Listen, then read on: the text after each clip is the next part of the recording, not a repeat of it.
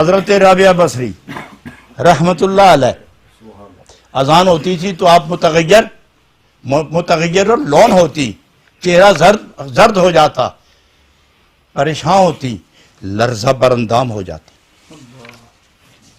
تو خدام نے، اہل علم نے، ارباب ذوق نے، خداوندان شوق نے پوچھ لیا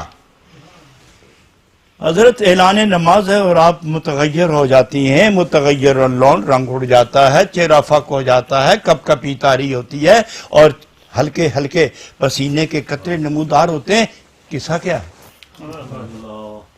ہمیں بھی بتایا جائے قصہ کیا ہے.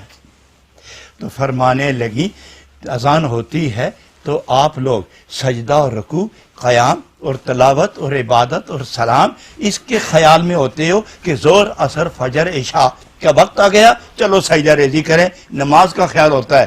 اور جب اذان ہوتی ہے اللہ اکبر تو میں یہ سمجھتی ہوں کہ خدا کی طرف سے آواز آئی، رابعہ حساب دینے کے لیے تیاری کر،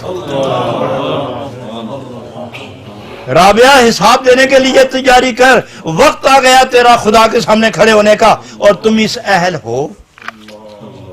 کیا ہے تیرے پاس کہ تو آج اپنے رب کے سامنے کھڑے ہو کر تو حساب پیش کرے گی؟ تو جب مجھے وہ منظر نظر آتا ہے، خیال میں وہ منظر جب حاوی ہوتا ہے تو بال بال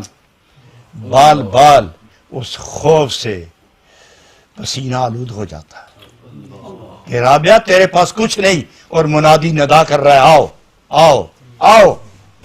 اور جب میں کمر ہمت باندھ کے اٹھتی ہوں تو پاس کچھ نہیں ہوتا تو شرم کے مارے پھر بیٹھ جاتی.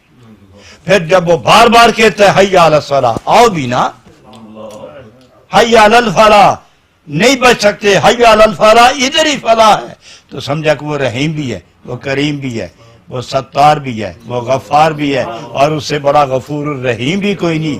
اور یہ بھی حضور نے فرمایا کہ نبی عبادی انی انا الغفور الرحیم. میرے محبوب سارے ملک میں مشرق سے لے کر مغرب تک، شمال سے جنوب تک اپنے غلاموں کو کہہ دو نبی عبادی. جو میرے ہو گئے نا، جن کے سر سجدے میں جاتے ہیں، ان کو عام اعلان کر دو انی انا الغفور الرحیم، میں غفور بھی ہوں، میں رحیم بھی ہوں. تو فرمایا جب یہ پیغام میرے سامنے آیا تو پھر میں کھڑی ہو جاتی.